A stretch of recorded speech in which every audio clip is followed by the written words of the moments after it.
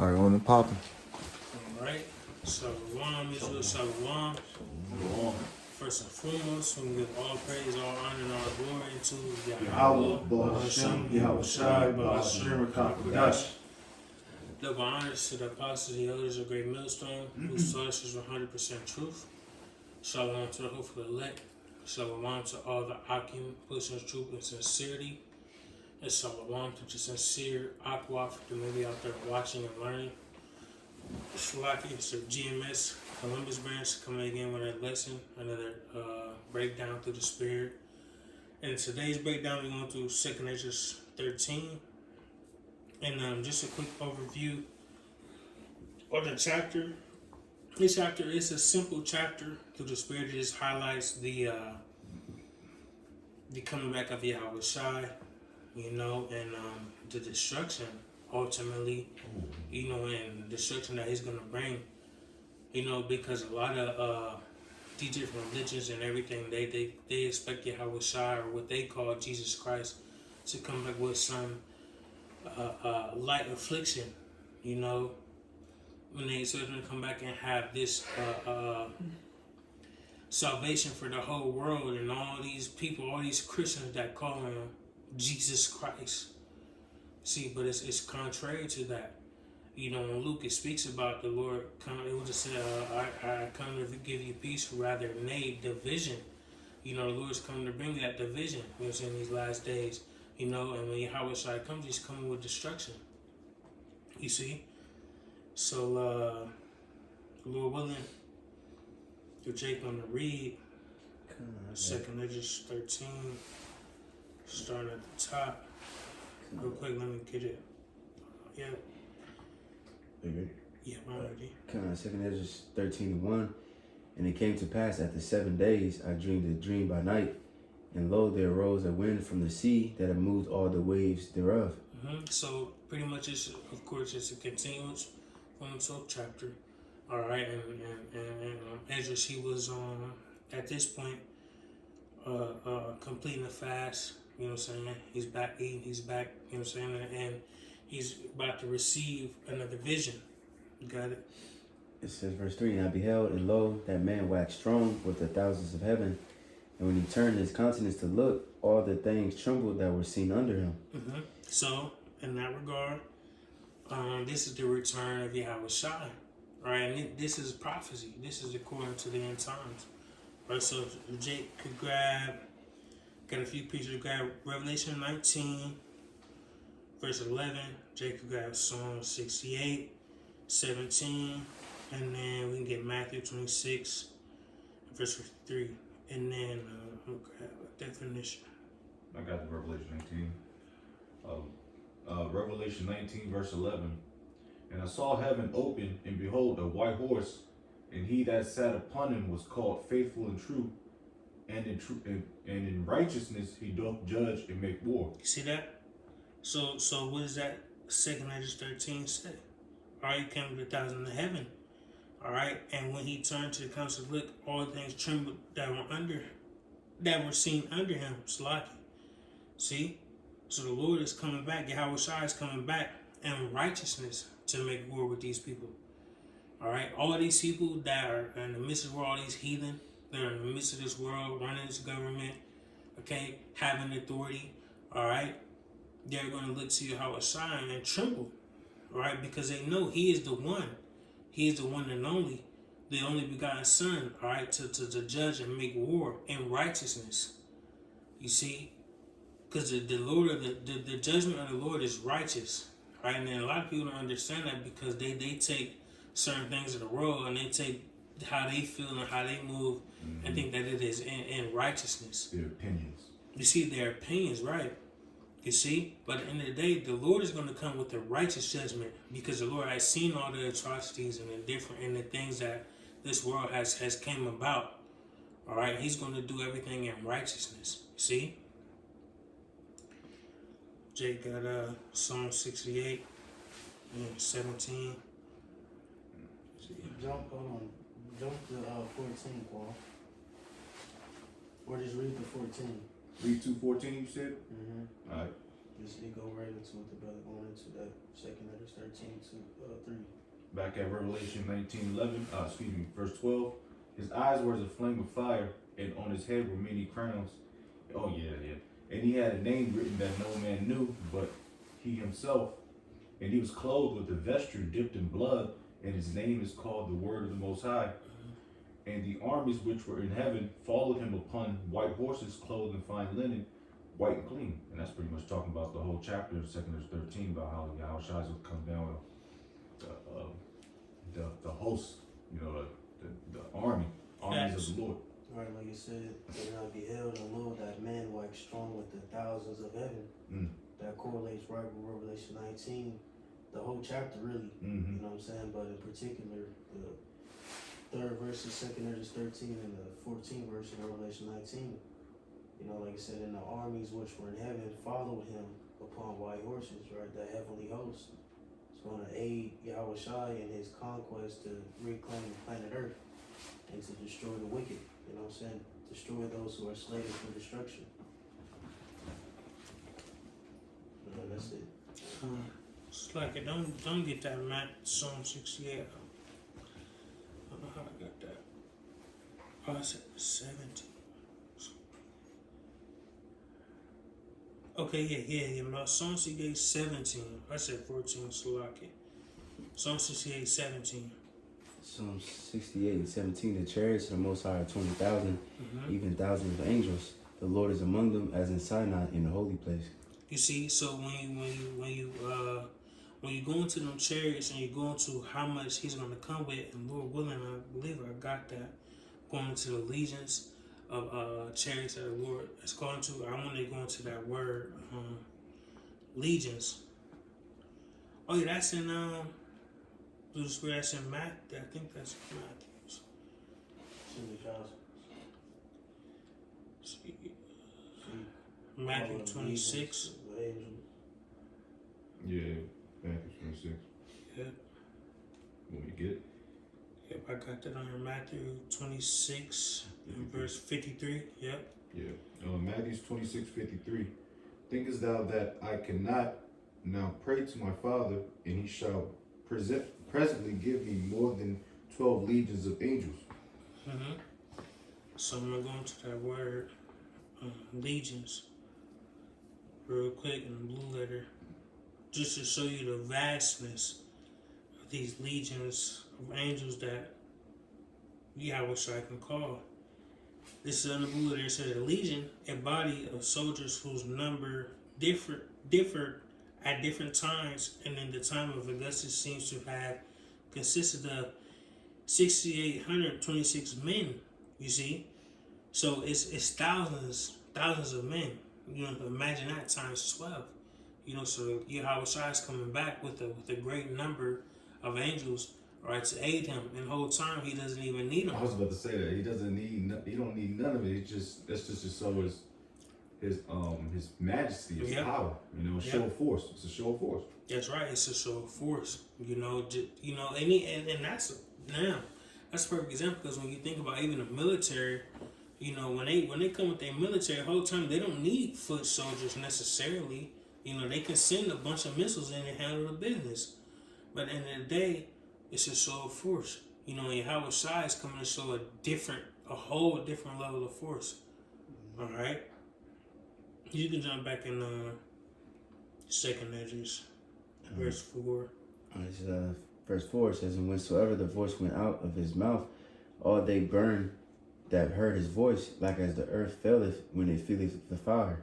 Right, so that's simply going into, it doesn't mean that, you know, Yahushua is going to come and breathe fire out of his breath. You know, it's gonna come through chariot fire.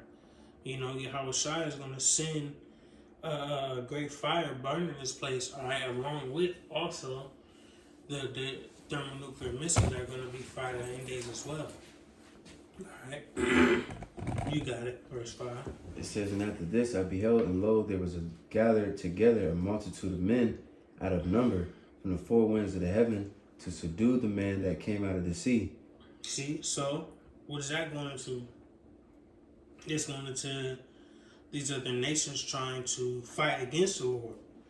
All right, because all these nations, while they're going to be in the midst of World War III, fighting against each other, these other nations are going to gather and fight against Yahweh Shai. All right, his multitude of angels.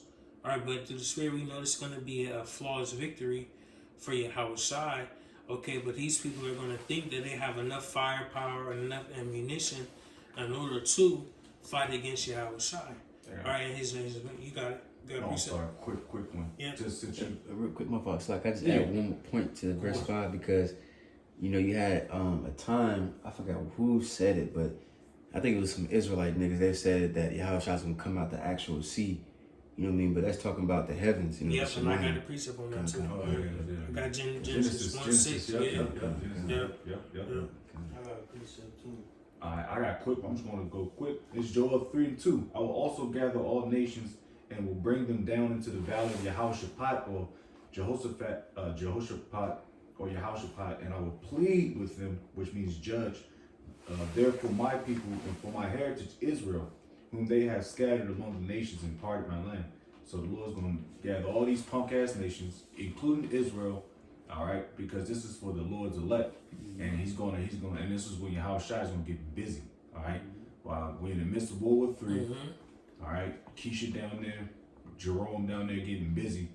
Then that's when Yahweh Shai is gonna break the party up, and they're gonna, which is gonna go into 2nd Esdras 13. Yeah, and real quick, because in that verse it speaks about subdue. You see what it say? It said, "Of this I beheld, and lo, there was a gathered multitude of men out of number from the four winds of heaven to subdue the man that came out of the sea." And we'll go into that sea in a second.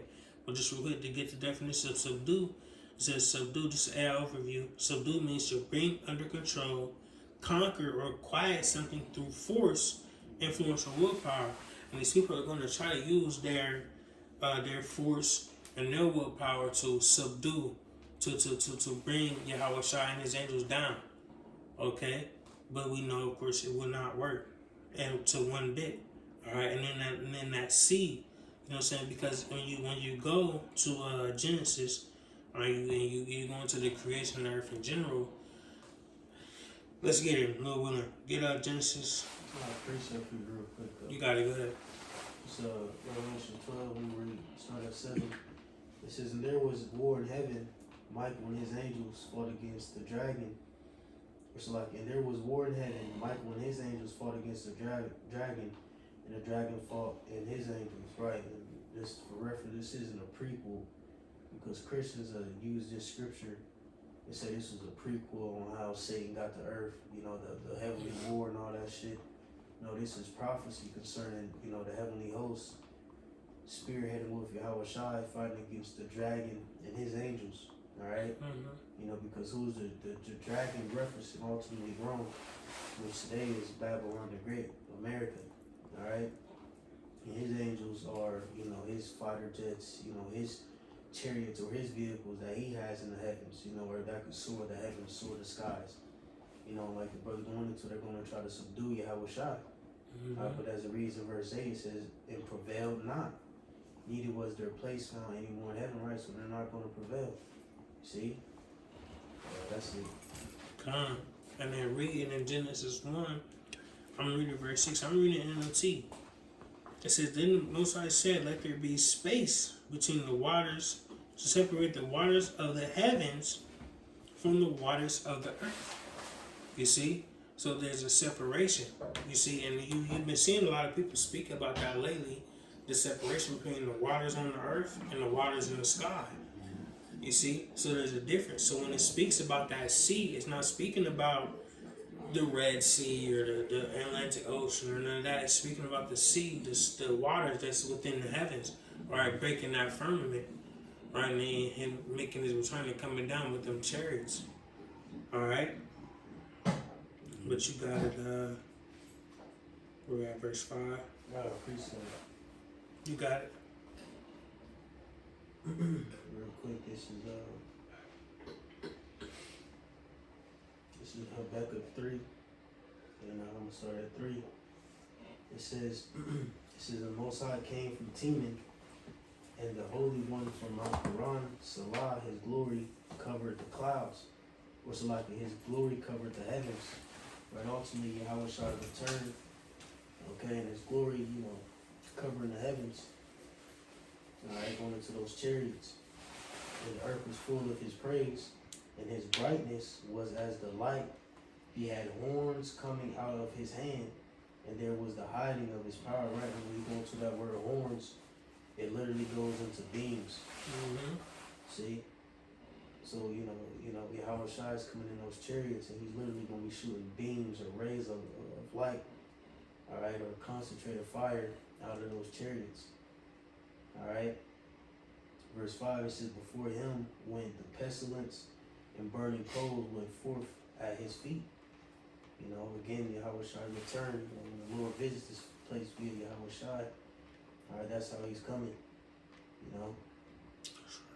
That's it. You have verse 6. So Alright, it says, but I beheld, and lo, he had graven himself a great mountain, and flew upon it, Right. upon it. So that's going into the chariot that how Yahweh Shai is coming into. It's not speaking specifically about a direct mountain. Right, it's going to Yahweh Shai, because when Yahweh Shai returns, it's going to be so great, and it's going to cover the multitude of the sky. You're going to be like, damn, what is this? You know what I'm saying? So it's going to that chariot that Yahweh Shai is going to come up on. It's like that. It's like that film Independence Day. Mm-hmm. Remember when that big ass pilot ship came and it covered her and everybody was in awe and started bugging out. Matter of fact, we did do a lesson on that. Yeah, we spoke about that. Mm-hmm. Showed the video and everything. Yep, you got it. Verse 7. It says, but I would have seen the region of place whereout the hill was graven, and I could not. And after this I beheld, and lo, all they which was gathered together to subdue him were sore afraid, and yet did fight.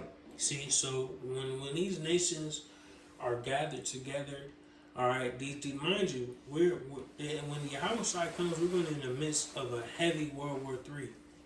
All right, all these nations are going to be in the midst of fighting within each other. All right, we're seeing that now.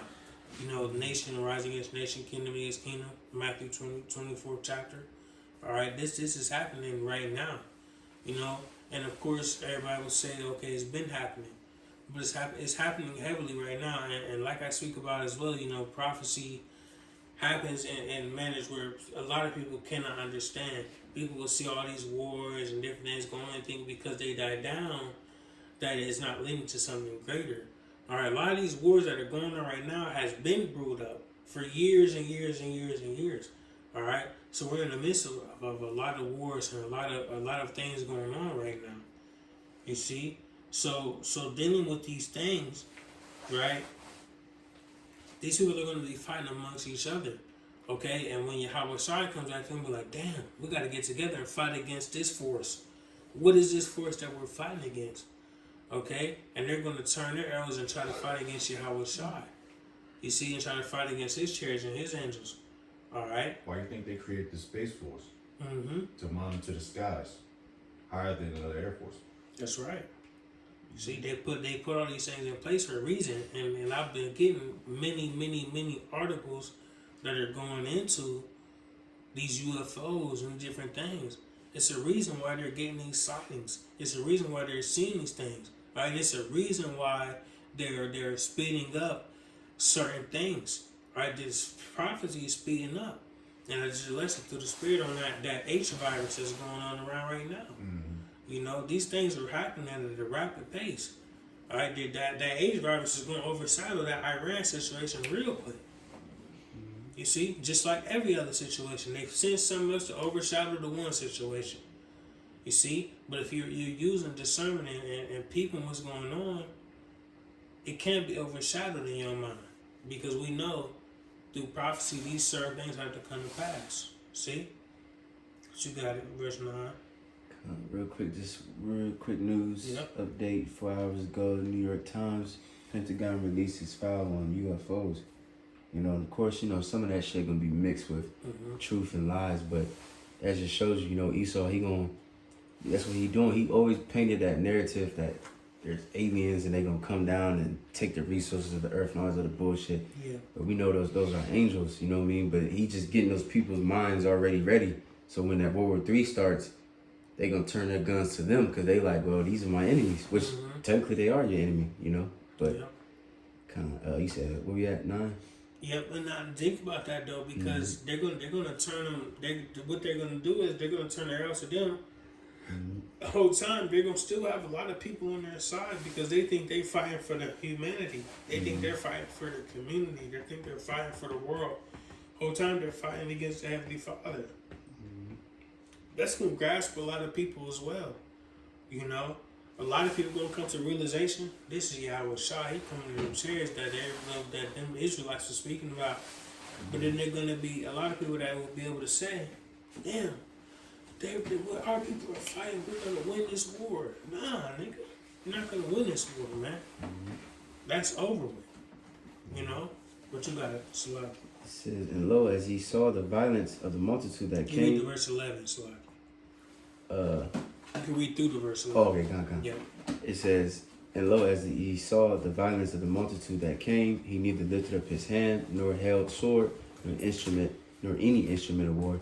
But only I saw that he sent out of his mouth as it had been a blast of fire, and out of his lips a flaming breath, and out of his tongue he cast out sparks and tempests. And they were all mixed together, the blast of fire, the flaming breath, and the great tempest, and fell with violence upon the multitude which were prepared to fight, and burned them up every one, so that upon a sudden and innumerable multitude nothing was to be perceived, but only dust and smell of smoke. When I saw this, I was sore afraid. See, so the Lord is coming with a great fire, a great flame, a great tempest. You see, and the Lord willing, if Jake can grab this is a classic 2 Peter 3, to start at verse 10. You know, because when the Lord comes, he's not gonna lift a finger. He doesn't have to lift a finger.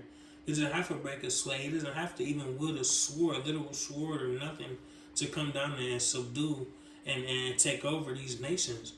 The Lord is going to come with his chariots and rain hellfire on this place, man. You see, these people's own nukes are going to be falling within on themselves, or in destroying this place, man. You see, so at the end of the day, Yahweh Shai doesn't have to come and do nothing crazy. All right, he's going to send that concentrated heat, in which that 2 Peter 3 is going to go into that fervent heat. That's what I want to go to, that fervent heat. You know what I'm saying? Melting the elements. The very elements that we breathe in, the very elements that we are going to be melted. See? I got it. Yep. But it's the principle, you know, it's the principle. You know what I mean?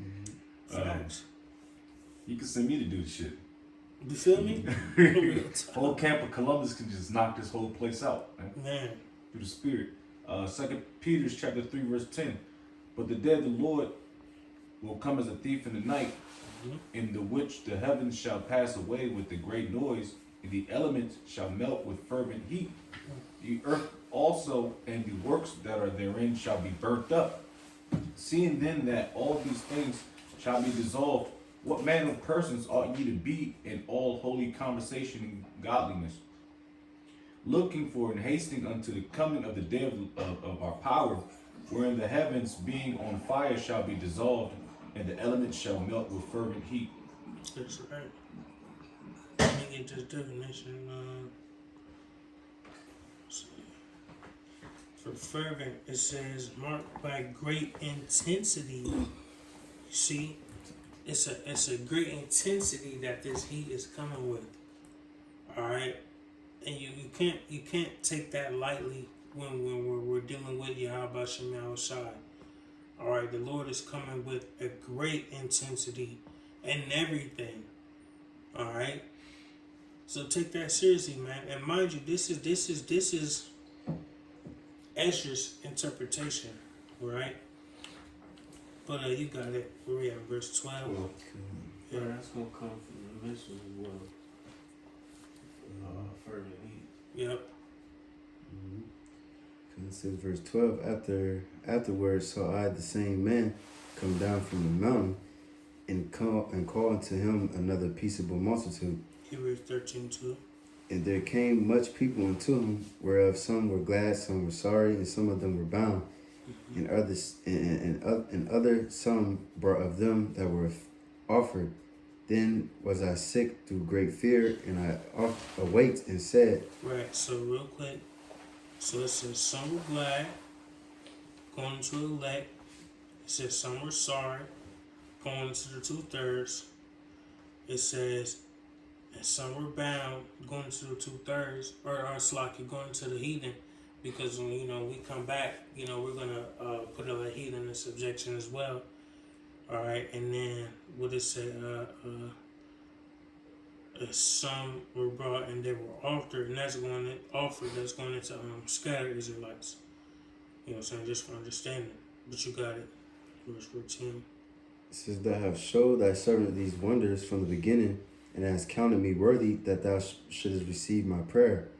Show me now yet the interpretation of this dream. Mm-hmm. For as I conceive in my understanding, woe unto them that shall be left in those days, and much more woe unto them that are not left behind. Right. So what it said? You can read verse 17 too. For they that were not left were in heaviness. Right. So it says in those days. All right. That's going into 7 AD when 70 AD when Hawashai was on the scene.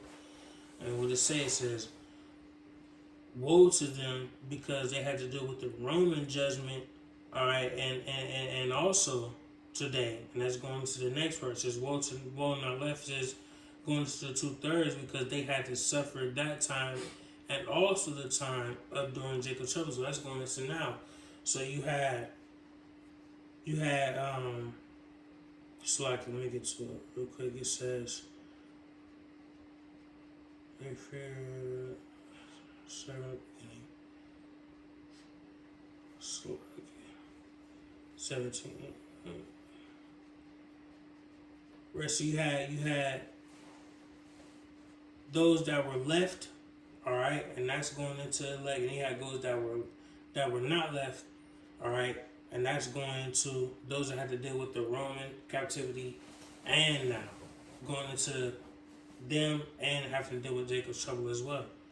You see? So a lot of Jake, them 2/3, they had to deal with all that shit and go through that captivity and be left behind and feel like pieces of shit. And now they have to deal with today's trouble as well. You see? But just like the Lord told us, the elect, when we go through the shit, while we're gonna go through it, all right, we're gonna be delivered out of it. We're gonna be cool in the midst of these things, all right? What it say in Isaiah, we shall eat, and they shall starve. We shall drink, and they shall, you know what I'm saying? They shall thirst, you know what I'm saying? So we'll be cool in that time, but these people, they're going to have to deal with all these different captivities and all these different problems in a heavier manner than we will. But, where we at? Verse 8. You gotta read that again to the spirit. Which one? Because I'm gonna break that up. Another part of understanding on the 16. Verse 16, you got it? It says, For as I conceive in my understanding, woe unto them that shall be left in those days. Woe, because you're going to get the understanding as you read down. But you got it. Woe unto them that shall be left in those days. And much more woe unto them that are not left behind. Mm-hmm. For they that were not left were in heaviness. Right, so you got those that were left and those that were not left. Again, those that were left were the elect, and those that were not left behind, all right, to see what's going to come down the pipe, all right, are going to be in more heaviness than those who are left. Mm-hmm. Keep reading, Salaki. It says, Now understand I the things that I laid up now understand I the things that I laid up in the latter days, which shall happen unto them and to those that are left behind.